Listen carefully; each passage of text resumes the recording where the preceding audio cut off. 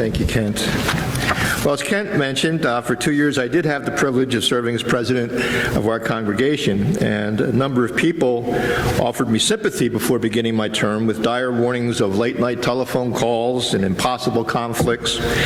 And in fact, serving as president of this congregation was indeed one of the most energizing and personally fulfilling experiences of my life. So I'm pleased to continue my service by chairing this year's stewardship efforts. Stewardship, of course, is not just about money, though you will certainly hear about that before I'm done. I very much like the broader meaning of the word, the meaning that binds us to each other in beloved community. It is, after all, through service to our church that we achieve congregation. Our service to USG takes many forms. In a coming letter from Kent and Jen Leiby, you will read about the great many ways this congregation supports each other individually and collectively. It is inspiring to see all that we do in the name of church. Well, I promised you would hear about money, so here it comes. Our volunteer service supports this church in wonderful ways.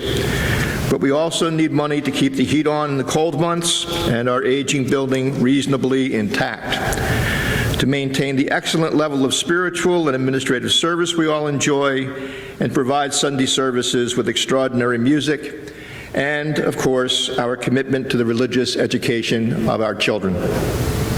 There is much more, and I invite you to take a look at the budget to see how our income is allocated. As part of our broader stewardship service, in February, March, and April, in anticipation of our lead-up to Commitment Sunday and our pledge drive, Kent and I will meet twice each month with any member who desires to take an hour and a half on a Saturday afternoon, discussing with us issues of mutual interest about the direction of USG. This is our commitment to stewardship as service. I will be available during the coffee hour with sign-up sheets and hope that every member of the congregation will share with us some wine, cheese, and good conversation about the church that all of us love.